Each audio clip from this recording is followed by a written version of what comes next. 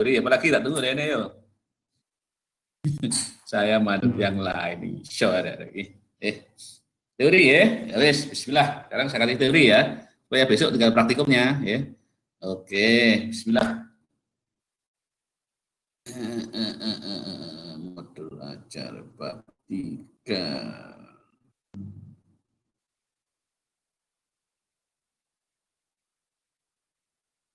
Semoga tidak ada gangguan. Ada gangguan lancar, kalau gangguan harus lompat ke Zoom dan sebagainya, nggak nyaman.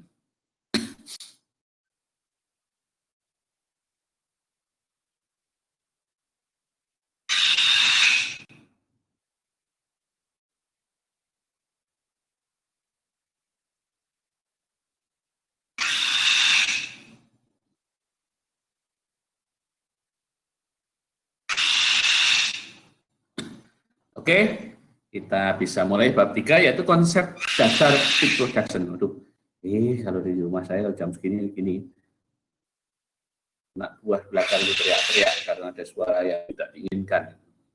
Oke, kita tentang speech production. Jadi tolong disimak, ini bisa di-download langsung dari sini.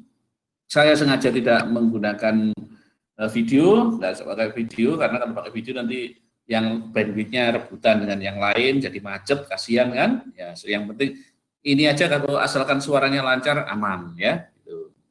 Oke. Tentang speech production, jadi kita ingin mengetahui bagaimana suara itu dihasilkan secara teknisnya, secara fisiknya. Tujuannya adalah Anda memahami konsep. Sebentar ya, wah ini banyak gangguan anak buah saya nakal nih.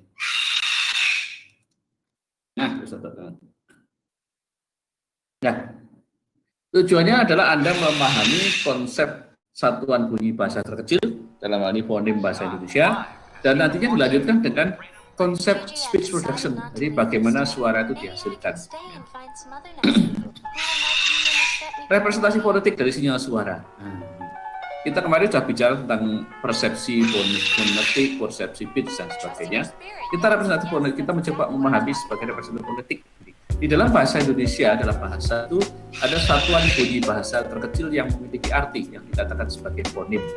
Nah, jadi kalau kita bicara seperti menulis ini, representasi, jadi REPREESENTAXI itu kan, fonetik PONETIK itu kan. Nah, itulah fonem-fonem penyusunnya.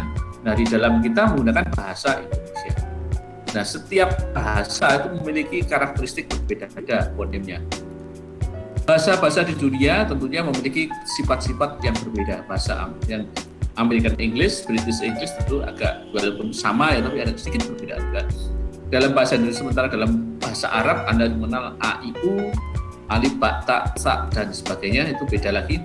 Di dalam bahasa Indonesia kita mengenal ada 33 fonem. Kalau bahasa Jawa ada apa? Dalam bahasa Jawa, tulisan Jawa itu ada sekitar 20. Ono, coroko, toto, sawolo, podo, joyo, moko, podo, itu ada 20 huruf. Tapi dalam fonemnya nanti beda lagi. Apakah Anda ada yang mau membuat fonem bahasa Jawa? Terserah, tidak dilarang. Kita belajar dalam bahasa Indonesia aja, karena yang paling umum digunakan. Dalam kita punya 33 fonem seperti di dalam tabel 32. Ini punyanya USA. Ini ada A, I, U, E, O. Jadi ada vokal, ada semi vokal, ya. Mungkin sudah saya jelaskan, tapi ini lebih agak detail lagi ini. Nah, kemudian voice plosive dan sebagainya. Ada juga getaran, ada putaran bersuara, ada geseran tak bersuara seperti S, H, F, V dan seterusnya. Ada juga nasal. Sehingga nanti, dan satu lagi ini close tanpa suara. Close tanpa suara dan silent. Close itu biasanya di tengah-tengah di antara suku kata. Kalau silent itu biasanya di depan atau di belakang sendiri. Nah, Gus-Bar ini sudah saya jelaskan bahwa ini adalah hanya dimiliki oleh khusus teman-teman dari Madura itu. Nah, ini misalnya kata bapak, langsung aja ini ya, kata bapak ini dimulai dari suatu tutupan. Pertama apa ya, close, sebelum ngomong kan orang diem dulu. Kemudian ada letupan mulai ba, di B, ini kan, Gitu. B kemudian dilanjutkan vokal A, kemudian ada close jedanya ini, dan vokal konsonan P, kemudian vokal A dan konsonan K dan silent. Ini tempatnya ini harusnya ke kanan, ini kurang kanan ya. Di sini ada pertama close dan konsonan. Ingat close ada voice plosive B, kemudian ada vokal A. Kemudian lanjut dengan vokalnya A panjang. Kemudian lanjut dengan close, kemudian ada voice plosive P, ya. Kemudian vokal A dan unvoiced plosive K dan silent. Coba Anda perhatikan kata Bapak ini. Yang dominan apa? Konsonan apa vokal? Tentu saja yang dominan adalah vokal. Yang mendominasi suara manusia itu pada umumnya adalah vokal. Sehingga kenapa seorang yang banyak ngomong dan banyak, itu vokal banget, maksudnya banyak ngeyelnya, banyak mengeluarkan atau banyak mendominasi suara dari yang lain. Jadi vokal, sehingga dan biasanya pencirian di dalam suatu suara manusia itu didasari oleh ciri-ciri vokalnya ini. Kenapa? Kalau vokal ini cukup dominan dalam untuk mencirikan seseorang, sehingga kenapa begitu? Ya durasinya paling lama munculnya. Nah, ini untuk kata Bapak. Untuk kata hasil, ini seperti hentaan tak bersuara, itu geseran tak bersuara. Kemudian ini ada silent dulu, ada close dulu, ada geseran tak bersuara. Kemudian ada A, gitu kan. Kemudian ada silent yang lama, sini bunyi desis yang lama, bukan silent, desis yang lama. Kemudian I, kemudian H, A, S, I, dan silent di sini. Close atau silent, close yang depan. Nah ini silent atau close. Ini H, ini A, ini S, ini I, ini L. Nah S ini adalah suatu bentuk desis atau semacam noise, betul? Karena sifatnya S itu adalah noise. Nah, lagi-lagi kita ketahui bahwa ini dominasi di daerah fonem, ya kan? Sorry, daerah vokal A dan vokal I. Agak panjang pada konsonan E. Kenapa E itu panjang? Karena dia pada posisi akhir. Posisi akhir cenderungannya juga panjang. Oke, tahu ya. Jadi kalau mencirikan bagaimana? Ya, lihat nih. Tetapi kalau ada energinya aja agak susah. Karena kalau energinya saja seringkali kadang-kadang sama nih. Powernya sama, tetapi kalau dilihat dari forman dan sebagainya, pitch dan sebagainya, maka akan muncul ciri-ciri lain yang lebih bisa dibedakan satu fonem dengan yang lain. Lanjutkan ya. Nah, kemudian kata mawar misalnya.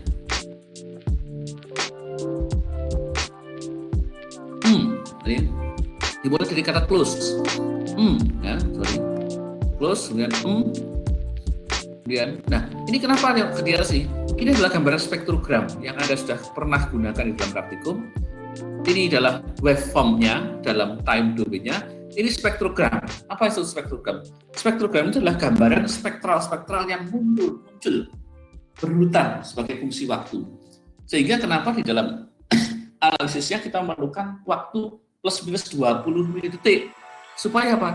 Di dalam 20 milidetik ini relatif belum berubah. Misalnya. Ketika Anda lebih panjang dari 20, ini dari A sudah menjadi A, khawatirnya gitu, ya kan?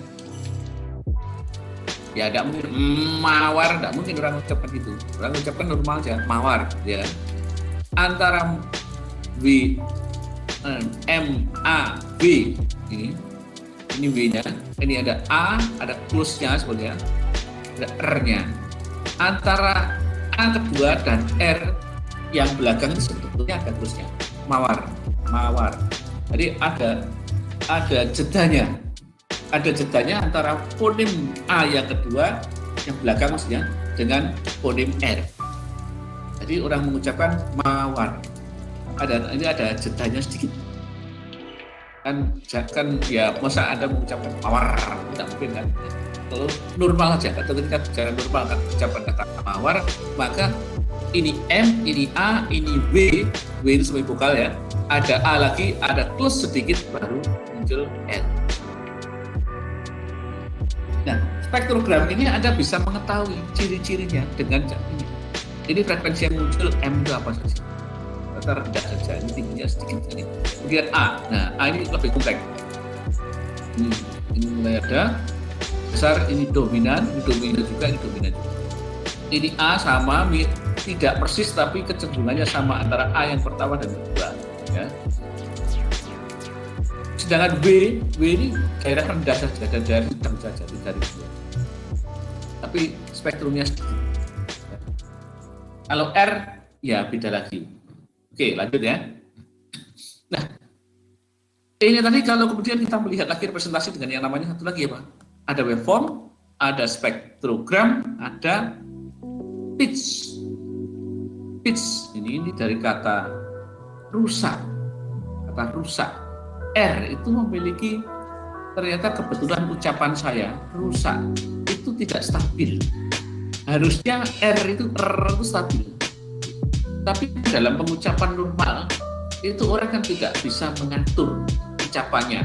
Seperti penyiar berita itu kan ucapannya sangat teratur. Kalau kita ngomong di sini, kita berbicara, Anda berbicara, saya berbicara, itu kan masa harus sempurna setiap pengucapan. Kan ya sulit kan ya. Makanya bisa dipahami ketika munculnya ini. Kadang pitch-nya bilang R, rusak. Kadang R-nya itu aja tidak sempurna. Ketika saya mengucapkan R itu tidak stabil. Ya. Mulut saya tidak memberikan suara yang stabil. Nah, tapi justru itulah. Makanya kemampuan dari suatu analisis harusnya bisa memahami hal seperti itu. Itu bukan sesuatu yang ditakutkan atau tidak. Ya itulah realitanya. Kita tidak bisa menghindari ketidaksempurnaan atau ketidakkontinuusan suatu sinyal yang kita ucapkan. Karena secara natural, secara alami, manusia itu begitu ucapannya. Kecuali kalau semua orang berbicara seperti seorang penyiar berita. Nah, itu ceritanya lain.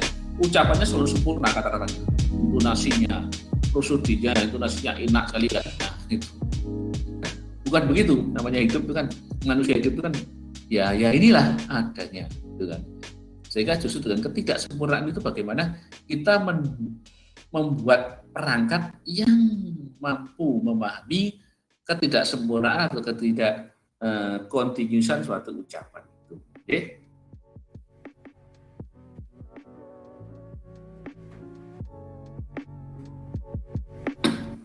Sorry. Ru, U, nih U apanya? S, A, K. Perhatikan ini. Ternyata S, fonem S itu ternyata tidak memiliki pitch. Apa maksudnya? Artinya dia tidak memiliki frekuensi fundamental, frekuensi dasar. Tidak punya. Kenapa? Karena S itu seperti noise, sinyal acak. Sinyal acak itu dikatakan tidak memiliki frekuensi dasar. Kenapa? Ketika dikorelasikan, tidak muncul, tidak pernah ketemu, kapan akan berulang lagi. Ini benar-benar acak sinyal. Jadi fonem S itu termasuk salah satu fonem yang tidak memiliki nilai pitch atau frekuensi fundamental. Itu ya, sebagai pengetahuan dulu. Oke, lanjut ya. Kita senang.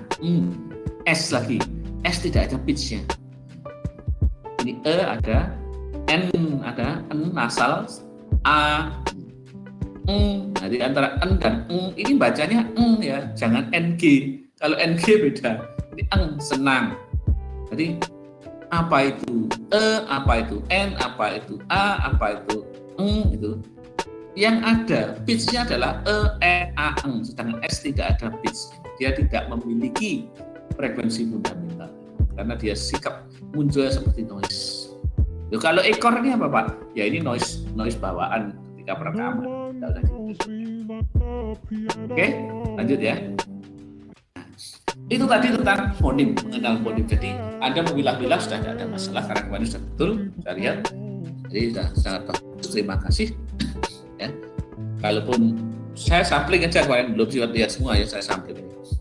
Kemudian kita mencoba model pembangkitan sinyal suara, pendekatan secara fisiknya, tetapi bukan berarti apa adanya, tapi kita mencoba memberikan gambaran atau memodelkan secara fisik yang cukup mendekati, tetapi dari sifat-sifatnya.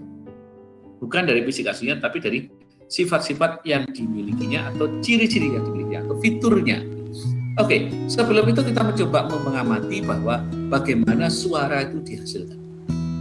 Ingat bahwa suara manusia itu berasal dari tekanan yang ada di dalam perut atau rongga dada, ya kan? Jadi adanya paru kita, ya, maka yang paru-parunya longgar kalau ngomong tidak akan kesosoran, tidak akan megah-megah, ya kan? Napasnya longgar. Sebaliknya yang agak sesak itu berbicara terlalu kencang, terlalu cepat itu akan juga sakit. Kenapa? Karena sangat dipengaruhi performa paru-paru. Kalau yang paru-parunya kuat, maka dia akan berbicara kan normal. Tapi yang parunya tidak kuat, tentu akan tersengal-sengal berbicara cepat, ya. Kenapa? Ya itu alami, itu pemberian dari Tuhan. Tekanan dari paru-paru atau tekanan dari rongga perut ini kemudian naik, ya, sampai dengan pita suara. Sampai dengan pita suara ini bergetar. Adanya perubahan tekanan di dalam paru kita, perut atau paru. Jadi kalau ngomong ini tidak pakai suara dari dada, artinya paru yang berperan. Tetapi kalau Anda menyanyi, maka yang berperan adalah otot perutnya. Jadi kalau berbicara biasa, yang berperan biasanya adalah dadanya, suara dari dada. Kalau nyanyi, yang di perut. Itu katanya teorinya. Kalau saya sih dua-duanya sama-sama tidak bisa enaknya. Kalau saya nyanyi, kasihan yang mendengarkan. Nah, tekanan-tekanan tadi menggetarkan pita suara, vokal cord ini, pita suara. Dari pita suara merambat ke dalam leher, ada rongga mulut, rongga hidung. Nah, ini dari kerongkongan atau leher sampai dengan rongga mulut dikatakan sebagai vocal tract, menghasilkan suara-suara vokal dan sebagainya. Sedangkan kalau lewat rongga hidung, dipengaruhi rongga hidung, maka keluar namanya daerahnya dari nasal tract. Yang keluar dari mulut biasanya vokalnya kuat. Kalau dari hidung biasanya ada pengaruh NY, eng dan sebagainya. Jadi orang yang bindeng itu adalah yang berpengaruh bukan vocal tract-nya, tetapi nasal tract. Okay. Vokal tract dapat dikatakan sebagai bentuk seperti tabung yang tidak dipom, yang berada di antara vokal cord, pita suara dan mulut posisinya. Rongga mulut dan sebagainya. Okay. Komponen apa saja yang berpengaruh pada suara manusia? Ingat sebenarnya sudah saya singgung kan? Yang berpengaruh adalah paru-parunya. Paru-parunya longgar, suara napasnya kuat, ngomong nyecret biasanya banter, tidak apa-apa. Kemudian, tapi ini juga terbantu dari kebiasaan. Jadi yang kemerecak ngomongnya itu biasanya juga berbeda dengan yang slow. Kadang-kadang tidak terlalu dipengaruhi paru-parunya, tapi memang kebiasaannya. Nah, kemudian ada paru-paru, ada vocal cord. Vocal cord tadi, yang bergetar tadi kan, ada suara itu. Kemudian ada lidah, velum. Lidah itu berpengaruh. LR itu sangat dipengaruhi oleh lidah Anda. Yang lidahnya tipis memanjang, bunyi R lebih mudah, bunyi L. Kalau hidung akan menyebabkan adanya perubahan atau pengaruh-pengaruh pada nasal tract, sehingga yang rongga hidungnya berpengaruh akan muncul nasal tract. Orang-orang yang bindeng itu, nah itu kalau berbicara kenapa kok aneh? Karena dia ternyata pengaruhnya nasal tract lebih dominan daripada vocal tract. Itu secara ilmiah gitu. Jadi kalau ada temannya bidang dan biolog, justru itu adalah bahan bagi Anda untuk memahami bagaimana speech processing itu, speech production itu bekerja. Jadi kalau ada ketidaksempurnaan pada seseorang, jangan dianggap sebagai sesuatu yang buruk, tetapi kesempatan bagi kita untuk memahami secara ilmiah apa yang diciptakan oleh yang di atas. Ya kan? Nah itu, kalau semua orang sempurna, waduh, ilmu pengetahuan berkembang nanti. Ya toh? Nah, tidak berkembang ilmu pengetahuan. Kalau semua sudah sempurna, tidak ada orang belajar. Buat apa? Sudah lancar semua, gitu kan? Justru dengan ketidaksempurnaan yang dimiliki seseorang, ketidaksempurnaan yang di dunia ini, keinginan yang melebihi dari kapasitasnya, maka membuat orang cita-cita, mikir, ya kan? Nah, sehingga karena orang Korea itu yang tidak sempurna dan mereka pengen ganteng-ganteng dan cantik-cantik, maka muncullah operasi plastik. Maunya pengen sempurna. Kalau nggak ada, itu nggak. Kalau orang Korea dari dulu udah ganteng-ganteng semua cari nggak sempurna, ya ada operasi plastik. Plastik Korea nggak terkenal kan. Nah, itulah. Maka justru kalau tidak sempurnaan dan adanya keinginan yang kadang-kadang seperti mimpi dan sebagainya, justru itulah memicu seseorang untuk bereaksi. Jadi janganlah takut untuk berangan-angan, bermimpi, bercita-cita, jangan takut. Justru disitulah maka akan munculnya pengetahuan dan kekuatan bagi Anda untuk belajar dan seterusnya. Ya. Nah, tadi saya juga mengatakan nasal track yang berpengaruh adalah nasal tracknya. Itu ya. Jadi dengan adanya ini ada seorang yang bicaranya tidak sempurna, yang suaranya tidak jelas, maka muncullah pengetahuan, perkembangan pengetahuan untuk menghasilkan suara-suara itu lebih baik. Maka muncul speech production technology yang pendengarannya tidak terlalu bagus seperti kemarin, ya, yang kupingnya terlalu terganggu, tidak bisa kuat menerima sinyal, maka muncullah teknologi cochlea implant dan sebagainya, ya kan? Jadi justru yang tidak sempurna itu bisa memunculkan ide-ide baru. Seperti sampean sakit gigi, maka ya perlu dokter gigi. Kalau tidak ada orang sakit gigi, buat apa dokter gigi? Nah, tidak perlu kan? Kalau tidak ada orang sakit gigi, semua orang gigi sempurna, tertata rapi, semua sama. Ya, tidak ada perkembangan teknologi tentang kedokteran gigi. Tidak dibutuhkan, ya kan? Justru dengan ketidaksempurnaan, ya, maka muncullah ilmu-ilmu dan teknologi. Seperti sekarang ini. Dulu orang tidak peduli dengan masker, ya kan? Sekarang semua pakai masker wajib, kan? Muncullah berbagai macam model masker dan menghasilkan. Kemudian juga termuka dan sebagainya yang tujuannya mahal akhirnya jadi murah karena banyaknya produksi dan sebagainya, kan? Orang yang tidak sadar pada cuci tangan karena ada masalah seperti ini, maka semua rajin cuci tangan dan menjaga kebersihan. Nah, itulah justru dengan adanya masalah-masalah ini menjadikan tantangan kepada kita untuk berpikir ke arah positif, bagaimana mengatasinya, ya, bukan takut atau lari dan tidak ada, jangan benci, percuma, mangkel, anti, percuma, tak masalah. Harusnya kita mencoba memahami dan mencari jawabannya. Oke, ya, itu ya, itu adalah pesan moralnya di sini. Oke, sekarang yang dipikirkan adalah bagian dalam konsep hari ini adalah sejauh mana suara manusia dapat tersusun secara buatan. Nah, untuk bisa membuat suara buatan berarti kita harus tahu dulu bagaimana suara dihasilkan atau suara itu seperti apa dulu. Nah, ibaratnya sampean ingin menggambar gajah, maka sampean harus tahu gajah itu seperti apa. Ya kan? Jangan sampai ngawur, ya. Lihat dulu, maka kita harus melihat bagaimana suara dihasilkan, ciri-cirinya bagaimana, dan seterusnya. Secara artikulatori, dalam realitanya, artikulatori sinyal wicara, secara fisik sinyal wicara ini, bahwa vokal cord kita itu bervibrasi menghasilkan suatu suara harmoni.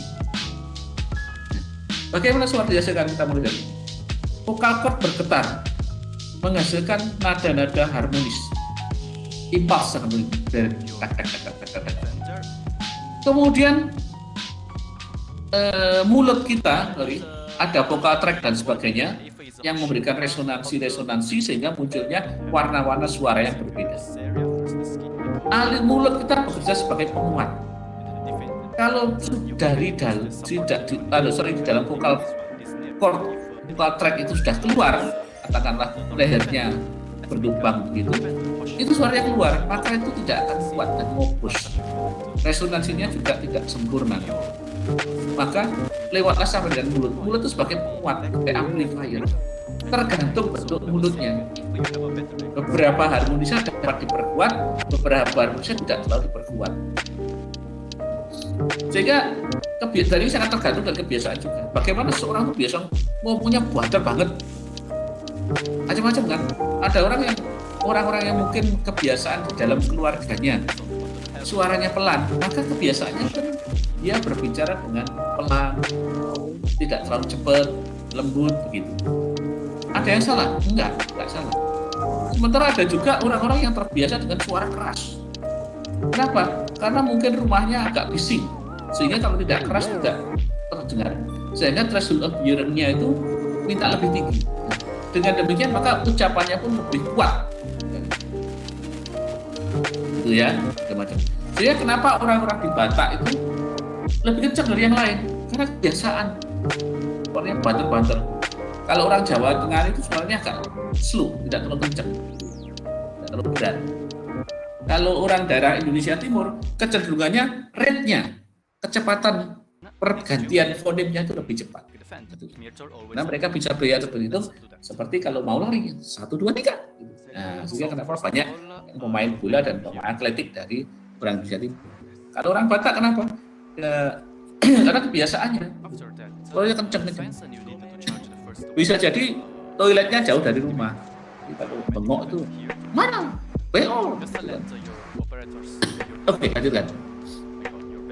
Nah, ini gambaran spektralnya. Yang keluar dari dalam proses speech production itu yang keluar dari glotal, ya, yang dari pulsa-pulsa yang tadi si bilang dari pita suara itu polanya begini, mengalami peluruhan atau decay. Ya. Decay-nya ini, begini.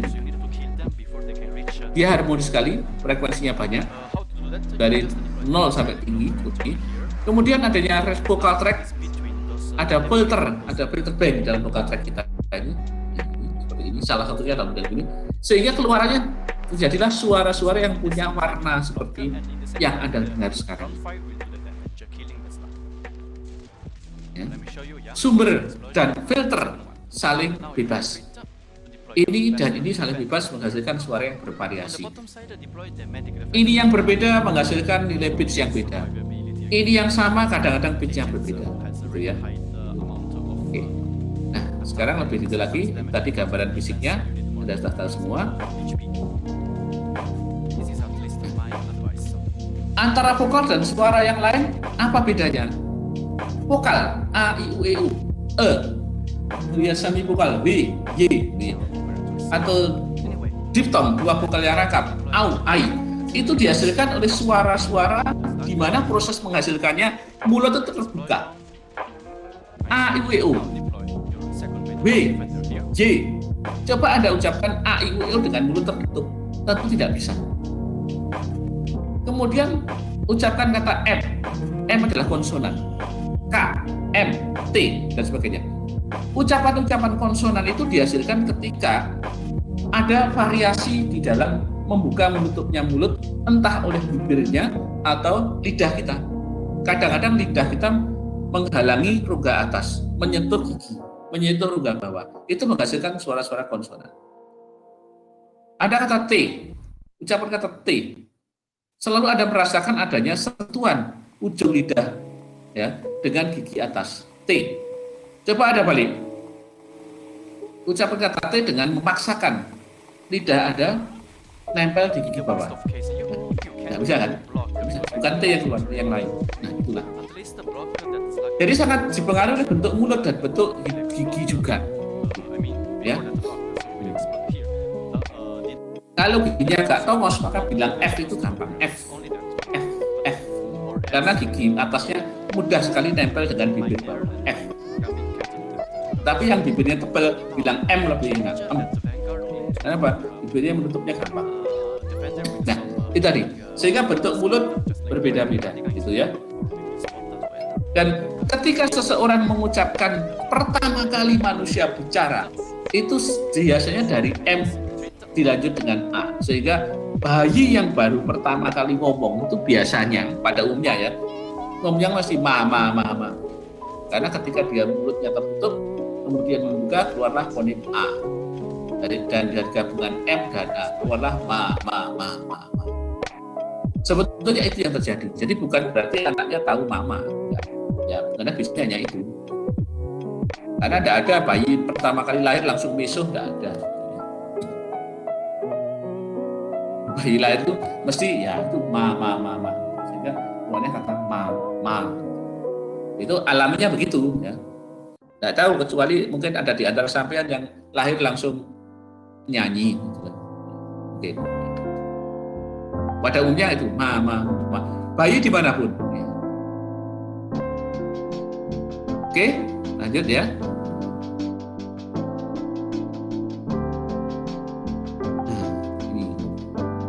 lanjutkan aja di lewat ini. Nah, perhatikan kata ucapan selamat datang. Selamat datang ini ditempuh dalam waktu 0,9 detik dan tersusun dari 19 fonem 1, 2, 3, 4, 5, 6, 7, 8, 9, 10, 11, 12, 13, depan, belakang, 15, ya kan?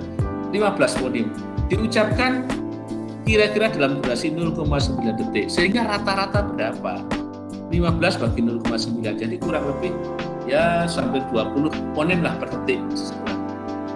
Dan ingat, ketika kita berbicara gender antara laki-laki dan perempuan, itu kemampuan mengeluarkan kata-kata dalam satu hari berbeda. Ya, orang laki-laki ya mungkin mentok-mentoknya 9.000 kata per hari. Itu pun sambil ngajar, sambil ngomong tak karu-karuan. Kalau orang perempuan akan cenderung lebih banyak. Ini rata-rata ya, bukan berarti kasus khusus. Jadi, secara umum orang perempuan akan berbicara lebih banyak daripada laki-laki. Itu secara alami. Makanya kalau cerewet itu biasanya mak-mak, ya kan? Kalau bapak-bapak tidak cerewet biasanya gitu. Biasanya. Nah kalau ada orang laki-laki cerewet, ya itu agak ada sesuatu yang dipertanyakan. Kenapa kok cerewet? Kemudian juga gitu, masalah pendengaran. Sorry, break dulu. Menyinggung masalah pendengaran. Pendengaran seseorang itu pada saatnya nanti ketika usia-usia tua 50 tahun ke atas, kalau saya belum 60 tahun ke atas, 60 tahun ke atas itu cenderung mengalami perubahan sensitivitasnya. Seorang laki-laki 60 tahun ke atas, terutama yang 70 dan sebagainya itu cenderung sensitivitasnya itu menurun, atau dengan kata lain threshold of hearing-nya levelnya naik. Ketajaman pendengarannya berkurang, bah lagi. Di kakek-kakek itu ketajaman pendengarannya cenderung berkurang. Nah, itu yang saya juga melihatnya karena saudara saya itu usia 90 tahun. Itu kalau ngomong harus berhadapan persis gitu. Kalau dari samping dia sudah tidak terlalu bisa. Tapi pikirannya masih tajam, masih kuat. Saya melihat dari sisi pendengarannya. Pendengarannya sudah tidak terlalu setajam. Kalau harus dijawil dulu baru bisa diajak. Itu kalau laki-laki. Kalau orang perempuan itu kecenderungannya memiliki ketajaman pendengaran yang relatif stabil. Nenek-nenek. Makanya kamu jangan ngerasain mbah perempuan. Nenek-nenek juga rasanya gampang nyaut itu. Gampang dengar. Kalau mbah laki-laki dirasani kadang tidak kedengaran. Makanya ya aja. Makanya kalau nenek-nenek cerewet itu wajar karena dia masih bisa mendengarkan. Sampai ngomong apa itu dari jauh kedengaran. Sensitif. Kalau mbah laki-laki ini tidak terlalu sensitif. Makanya selalu ya gitu aja. Kecenderungannya begitu ya. Jadi secara umum saya ulang lagi, orang laki-laki pada saat usia 70 ke atas maka pendengarannya mulai berkurang sensitivitasnya. Sementara perempuan relatif stabil. Kok begitu Pak? Ya itulah adanya. Itu adanya fenomena itu. Dan jangan lupa tadi saya sampaikan speech production, kembali kepada speech production bahwa rata-rata perempuan akan ngomong lebih banyak daripada laki-laki. Ya normalnya begitu. Kalau laki-laki cerewet, ya ini perlu diantisipasi ada masalah apa. Kok cerewet itu? Ada faktor lain yang berpengaruh yang hidden. Oke, lanjutkan. Format frekuensi. Ingat ketika suara itu dari pitch, dari sumbernya, itu sangat tidak nyaman. Sangat tidak nyaman. Nah, format frekuensi itu adalah frekuensi-frekuensi yang hasil resonansi antara pita suara, ya, kemudian ada leher, mulut dan sebagainya. Maka keluarlah suara-suara yang Anda dengarkan seperti ini.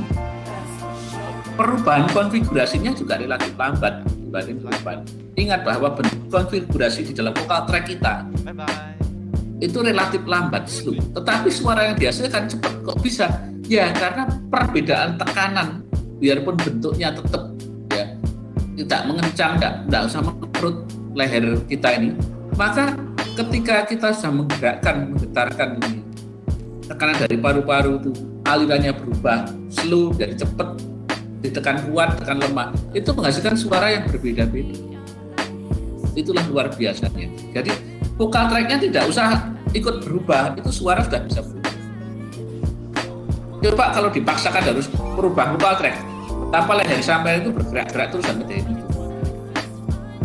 Jadi itulah kemudian namanya didirikan Forman atau frekuensi resonansi yang memberikan warna dari suara.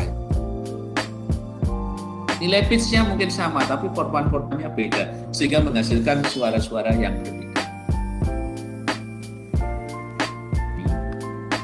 Ini saya baca aja ini. Ini saya ingin pasti tidak suka, kalau yang ini, ini. Nanti aja kalau transformasi set, nggak suka ini, yang ini aja. Gambar ini lebih suka. Kalau tadi misalnya pakai itu tidak suka. Sebetulnya tidak masalah, cuma karena biasa tidak suka. Ntar gitu.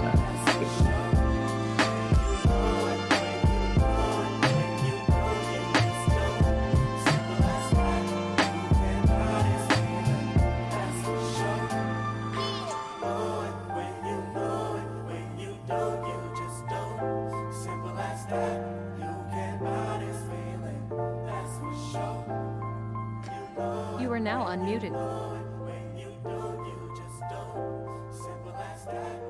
Sorry? Yang mana? Oh, yang ini. Oke, saya jelaskan, tenang aja. Ini memang belum saya jelaskan. You are now muted. Terima kasih diingatkan. You are now muted. Jadi gini, ketika kita berbicara, ya, ketika keluar suara manusia seperti sekarang ini dimodelkan sebagai switch ke atas ke bawah. Jadi ketika vocal cord bergetar, ini switch-nya ke atas. Jadi excitation sinyal itu biasanya berupa sinyal pulsa yang berderet. Nah, dan memiliki pola begini, min 12 dB per oktav kalau dilihat respon frekuensinya. Ini istilahnya pendekatannya adalah pendekatan sinyal glotal. Sinyal glotal itu dikatakan kotak ya tidak kotak, dinyatakan kosinus ya tidak kosinus, dinyatakan flat banget ya enggak, dinyatakan lancip juga tidak. Bentuknya agak aneh. Ini pulsa-pulsa sempit gitu, yang namanya sinyal glotal yang dikenal dengan sinyal eksitasi atau sinyal yang berasal dari pita suara. Dituliskan sebagai G dalam huruf F. Punya karakteristik respon frekuensi min 12 dB per oktav. Oke, paham ya? Ya betul, impulse ya itu. Jadi sebetulnya yang keluar awal dari pita suara itu bentuknya seperti impulse, sehingga tidak bisa dikenali suaranya kan. Nah, disitulah menentukan pitch frekuensi. Kemudian ketika sedang diem, ini switch-nya ke bawah. Nah, ini muncullah random sinyal, noise gitu. Tapi levelnya sangat rendah sehingga tidak dengaran telinga manusia. Nah, pada saat ada suara, maka yang bekerja adalah pita suaranya dan muncullah excitation sinyal. Pada saat saya diem begini, tidak ada suara dan suara yang terdengar adalah acak, tapi tidak kedengaran. Kenapa? Sangat rendah levelnya, ya. Oke, paham ya? Kemudian dilanjutkan ke vocal tract. Ingat tadi dari getaran pita suara ada vocal tract, ada nasal tract kan? Contoh aja ini untuk vocal tract. Di dalam vocal tract ini yang tadi terjadi dari organ apa? Mulai rongga di dalam leher kita, ya kan?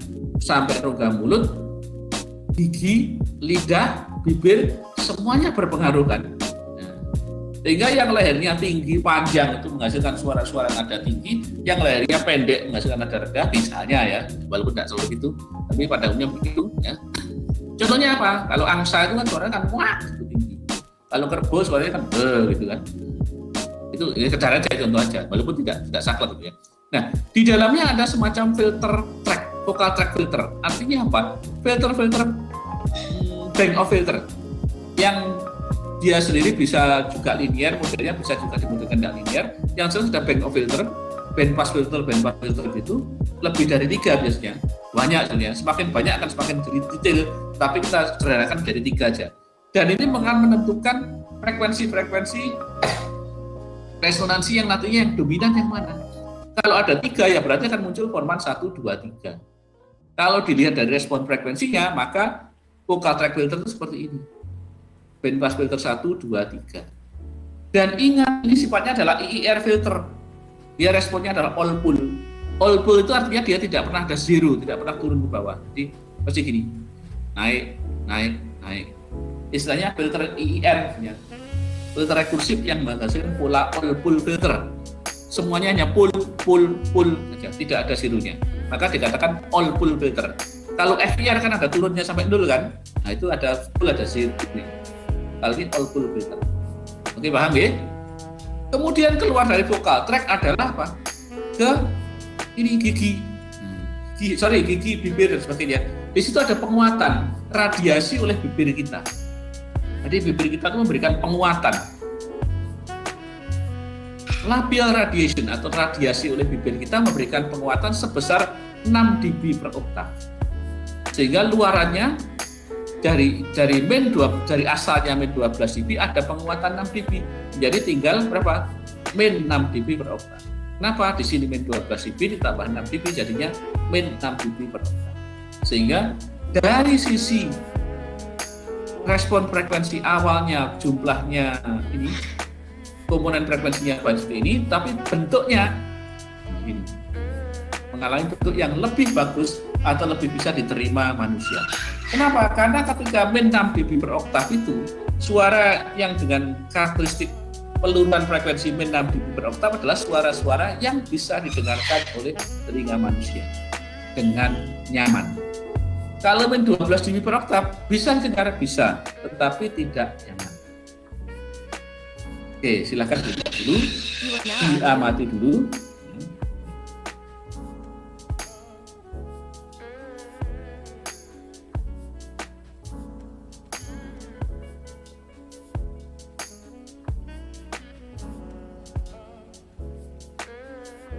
Ya, betul paling mentah, betul. Oke. Yang masih paling awal.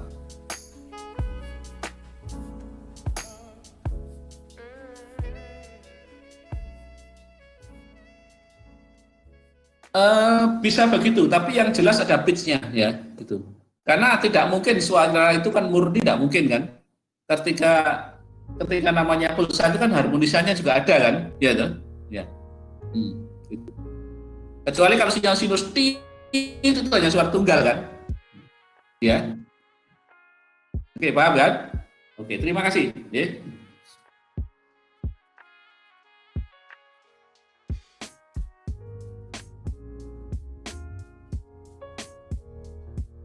Ya, konsonan ataupun vokal ya, itu adalah pengaruh dari sini. Mulai dari vokal track-nya sampai dengan pengaruh di bibir dan sebagainya, gitu.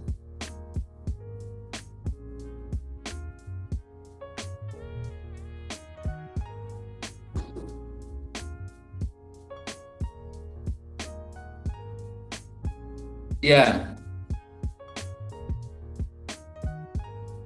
Ini enggak gitu. Jadi oktav itu hitungnya kan dari frekuensi, katakanlah dari 100 menjadi 200. 200 menjadi 400 itu kan. Itu cara mengukurnya gitu. Perbedaannya itu. Ketika didua kalikan frekuensinya ya, itu kemiringannya itu min 12 dB. Ya peluruhannya ya, kemiringannya, slope-nya. Ini kan min ini kan, miring ini kan, gradiennya tuh ya. Paham ya? Oke. Lanjut ya. Terima kasih. Nah, kemudian ada suatu yang populer namanya terminal analog untuk voice speech atau speech production. Ya ini modelnya juga dikatakan sebagai terminal analog model untuk speech production. Model speech production berbasis terminal analog model atau speech production berbasis terminal analog model. Ini yang paling dasar dan paling populer. Ini namanya terminal analog. Penjelasannya yang ini seperti ini. Nah, ini tadi kan eksitasi sumbernya min 12 dB. Secara umum biasanya gitu normal, datar ini agak datar. Nah ini tidak datar, kalau tajam dan karena tidak enak, maka ada penguatan. Nah, harusnya ini. Nah, ini makanya ada penguatan 6 dB untuk menaikkan spektrumnya sehingga Ini seperti ada penguatan di frekuensi tingginya, ada boosternya itu. Nah, kemudian kekuatan itu dikatakan oleh radiasi, fenomena radiasi bibir atau lip radiation. Kenapa? Kalau seandainya dibiarkan 12 dB per oktav, maka telinga tidak akan bisa menangkap dengan mudah. Suaranya di Tapi kalau yang kita dengarkan itu suara-suara Anda, suara saya ini rata-rata adalah min 6 dB per oktav. Ini suara yang natural, ya. Tapi ingat namanya apa? Terminal analog model. Ini ya, tolong nanti diingatkan kalau disuruh menjelaskan terminal analog model itu ya ini. Jelaskan speech production berbasis terminal analog model itu ini. Tetapi kalau sekuen terjadinya sinyal bicara itu adalah dari sumber suara sampai pendengar memahami, itu adalah sekuen atau speech chain itu namanya. Kalau speech production berbasis terminal analog model, ya ini ya. Jadi ada bedanya, speech chain itu rangkaian sinyal bicara, kalau speech production itu bagaimana menghasilkan sinyal bicara. Dan modelnya yang populer adalah terminal analog model. Oke, lanjut ya. Oke, terima kasih.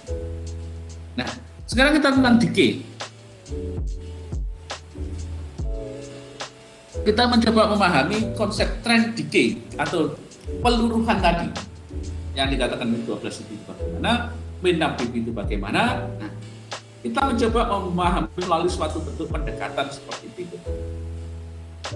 Kok bisa keluar min 6 dB misalnya ya. Kita mencoba memahaminya. Jadi sebetulnya ilmu pengetahuan itu dibalik, ada fenomena dulu, kemudian kita membuat analisanya, dari analisa itu membuat dilanjutkan dengan model matematik dan sebagainya, model fisik, model matematik, untuk pendekatan yang mampu mewakili karakteristiknya. Jadi ada fenomena dulu, semuanya itu berangkat dari fenomena. Kok aneh ini, ada apa? Baru kita mencoba memahami satu persatu. Data-data dikumpulkan.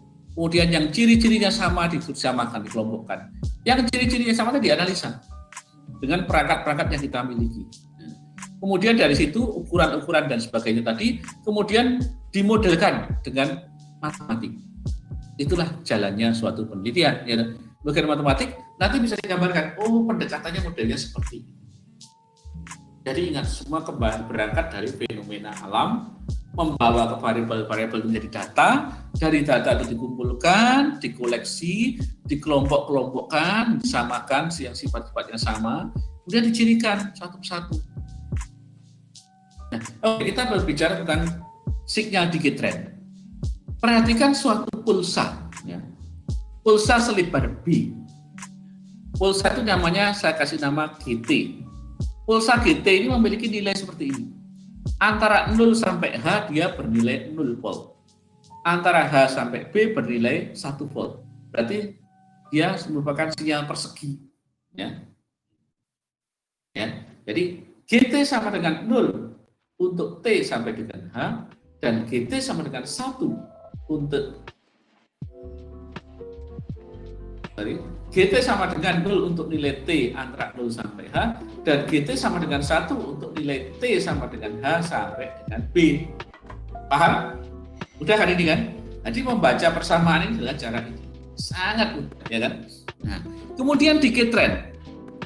Pada spektrum dari sinyal ini dihitung sebagai berikut. Kita memanfaatkan Fourier series.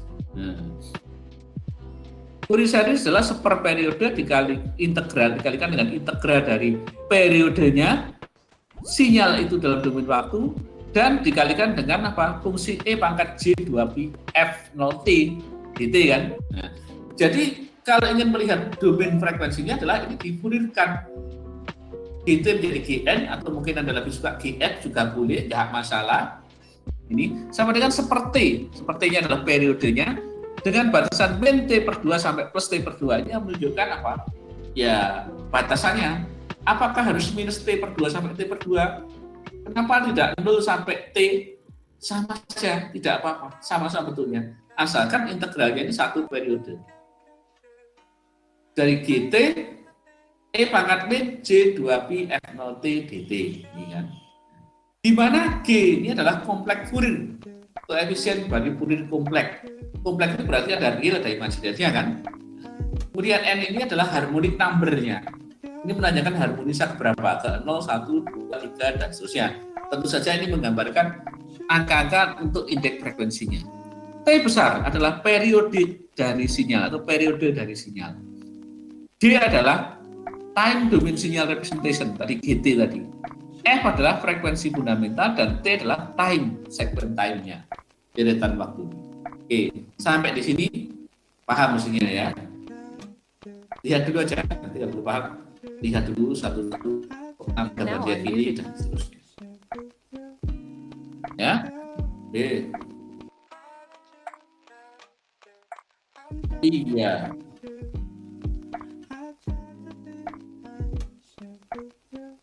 Iya.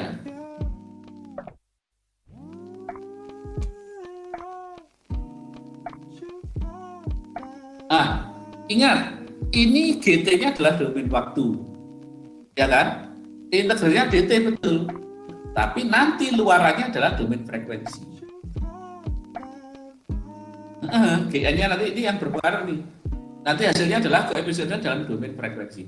Kalau dibalik inversnya, G kecil T sama dengan apa? 1/2 pi integral sama batasannya, tapi dalam frekuensi tertentu.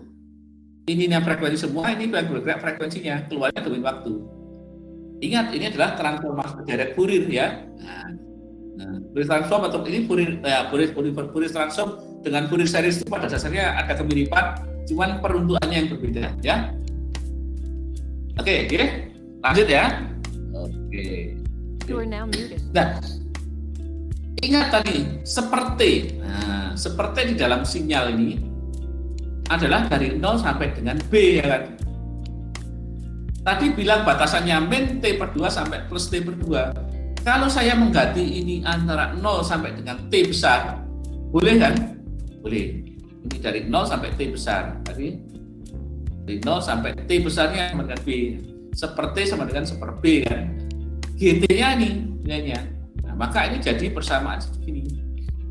GT sama G dalam kurung N sama dengan 1/B integral dari 0 sampai dengan B. Nah, ingat batasannya adalah 0 sampai T besar. T besarnya nilainya adalah B. Dari GT dikalikan E pangkat minus J 2Pi N F0 T dt. Nah, ini kan bisa diuraikan. Dari gambar ini bisa diuraikan bahwa dia ada dua. GT untuk 0 sampai H dan GT untuk H sampai B. GT antara 0 sampai H nilainya adalah 0, tidak usah dihitung karena 0 diintegralkan berapa itu adalah 0. Dan GT untuk H sampai B nilainya adalah 1. Ini yang diintegralkan. Sehingga di sini akan terpilah pecah jadi dua. 1/B tetap antara 0 sampai H dan antara H sampai B. Antara 0 sampai H nilai GT-nya 0, antara H sampai B nilai GT-nya 1. Sehingga menjadi berikut.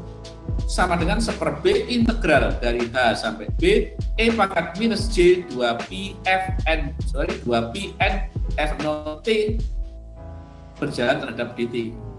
Oke. Ini yang kita integralkan. Ini tetap 1/B tetap tidak masalah. Integral dari dari E pangkat min J 2Pi N F0 T adalah 1/- minus J 2Pi N F0. Ya, lihat nanti buku daftar integralnya, tabel integralnya dilihat lagi. Integral dari E pangkat N sama dengan 1/N, ya kan? Nah, itu kan. Integral E dari pangkat E pangkat NT adalah 1/N, ya kan? Maka ini N-nya adalah ini dalam 1/M misalnya. Integral E pangkat X. Nah, dt. Maka apa? Integral E pangkat X T dt maka adalah 1/X. Nah, kalau integral E pangkat minus maka minus J 2Pi N F0 T maka adalah 1/min J 2Pi N F0. Nih, kemudian E-nya tetap E pangkat J min 2Pi 0 ya kan?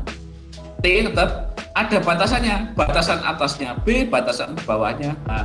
Maka ini akan sama dengan 1/B dikalikan 1 per min J2Pi NF0 dalam kurung ya, dikalikan lagi dalam kurung 2 ini. Apa? E pangkat J2Pi NF0T untuk nilai T sama dengan B dan nilai T sama dengan H. Batas atasnya adalah B, batas bawahnya adalah H. Sehingga begini. Sehingga yang batas atas sebagai depan, batas bawahnya sebagai pengurangan. Batas itu menentukan luasnya kan. Batasannya yang pertama adalah dihasilkan E pangkat min J2Pi F0B ya, dikurangi dengan E pangkat minus J2Pi NF0H. Nah, ini dulu. Dari pertama sampai kedua bisa dipahami kan ya. Pelan-pelan dulu kalau belum paham. Kadang agak berat ini. Nah, dari ini ke sini, yang penting ini bisa dipahami, syukur-syukur aman ya. Oke, selanjutnya. Dalam hal ini T adalah B. T ini adalah periode. Periode adalah seperfrekuensi fundamental. Ya kan? Ingat semua setuju bahwa periode adalah seperfrekuensi fundamental atau frekuensi fundamental adalah seperperiode. Sehingga T sama dengan seper F0 atau F0 sama dengan seper P, ya kan? Seperti. Dan sementara T ini telah lihat di situ ditentukan sama dengan B. Maka ini dimasuk-masukkan angkanya. Ini seperti besar menjadi seper B, ini seper min J2Pn. F0-nya adalah seper B, dalamnya seper B ini ya. Biarkan dulu. Kemudian yang di dalam kurung belakang itu E pangkat B 2Pn, F0-nya adalah seper B dikalikan B, dan E pangkat minus J 2Pn seper B dikalikan H. Nah, dari sini Anda punya gambaran. Yang persamaan depan ini mesti disederhanakan dulu, ya kan? Nah, ini bawahnya B, ini seper B, berarti saling menghilangkan dari satu kan? Jadi 1 per min J 2Pn gitu saja. Yang ini, nah nanti E pangkat minus J 2Pn, B-nya B dibagi B adalah 1 kan? Dan ini adalah minus E pangkat min J 2Pn H per B. Lihat sini. You are now unmuted. Ya. Kita lihat yang ini dulu. E pangkat min 2Pn, E pangkat min J2Pn, E pangkat min J2Pn, E pangkat min J2Pn, E pangkat minus J2Pn, jadi E pangkat minus J2Pn sama dengan cos 2Pn dikurangi J sin 2Pn. Kalau cos 2Pn itu hasilnya selalu 1, karena N-nya 0, 1, 2, 3, 4, 5. Cos 0 adalah 1, cos 2Pi 1, cos 4Pi 1, cos 6Pi juga 1. Kalau sin 2Pi selalu sama dengan 0. Sin 0 derajat adalah 0, sin 360 juga 0, demikian seterusnya. Maka yang belakang ini hasilnya sama dengan 0. Sementara yang depan sama dengan 1. Maka E pangkat min J2Pn ini selalu sama dengan 1. Ya sudah, kalau sama dengan 1 ya ini sama dengan 1. Yang ini gimana? Biarkan saja. Biarkan ini. Sehingga Gn sama dengan, kok menjadi plus J Pak? Ingat, seper minus J itu sama dengan J. Kenapa? Karena min J kuadrat sama dengan 1. Ingat, bilangan kompleks. Min J kuadrat sama dengan 1. Atau akar dari min 1 sama dengan J, ya kan? Ingat kan? Paham ya? Minus J kuadrat sama dengan 1. Sehingga seper minus J sama dengan J, atau seper J sama dengan minus J. Bolak-balik ya. Nah, nanti pendekannya ini. J sebenarnya Gn sama dengan J per 2Pn dikalikan 1 B E pangkat minus J 2Pn H per B. Nah, ini kalau diabsolutkan biasanya akan mendekati seper N. Ya, tentu saja sangat dipengaruhi oleh besar kecilnya ini, ya kan? Kecilnya frekuensi juga, kecilnya sampling juga. Tapi secara umum mereka mengatakan, para ahli mengatakan dan sepakat bahwa ini nilai absolutnya akan mendekati seper N. Nah, kemudian Ini, kalau logaritmiknya bagaimana perbandingannya antara n dengan 2n, n sama dengan 2 dan n sama dengan misalnya 1. Maka hasilnya ini 20 log G dari 2n per Gn. 20 log basis 10 maksudnya. Misalnya nilai 1, nilai 2, apa jadi? Nah, ini yang biasanya digunakan untuk penggambaran sinyal-sinyal nih. Min 6 dB itu sini. G dalam per 2n ini biasanya dan G per ini mendekati ini. Ya, kebetulan ini nilainya belum digambarkan. Nanti akan ketahuan kalau kita mencoba memberikan penjelasan pada, nah ini biasanya turun ya, pada sinyal-sinyal dalam domain frekuensi itu. Ini min 6 dB. Nah, beberapa peneliti telah menginvestigasi bahwa decay pada spektrum glottal wave ini lebih dari 6.000 oktav kadang-kadang. Jadi sampai sekarang pun masih belum ada ketetapan dan kita gunakan aja, nggak masalah. Bentuknya juga belum ada kesepakatan. Tapi yang penting adalah bagaimana itu bisa diolah, ya kan? Oke, saya rasa ini silahkan tugasnya, nggak usah aja nih, kasihan nanti agak dekat ini. Karena kalau Anda tidak WFH, saya kasih tugas ini, kalau WFH tidak jelas. Oke, sementara itu dulu ada pertanyaan. Kalau ada pertanyaan, Anda boleh tetap di sini, boleh juga check out, tidak apa-apa. Saya katakan kuliah hari ini sudah cukup dulu ya, karena memang kebetulan agak sikat nih, agak sikat. Mulai minggu depan, beler lagi, panjang lagi ceritanya. Oke, saya ucapkan terima kasih. Assalamualaikum warahmatullahi wabarakatuh.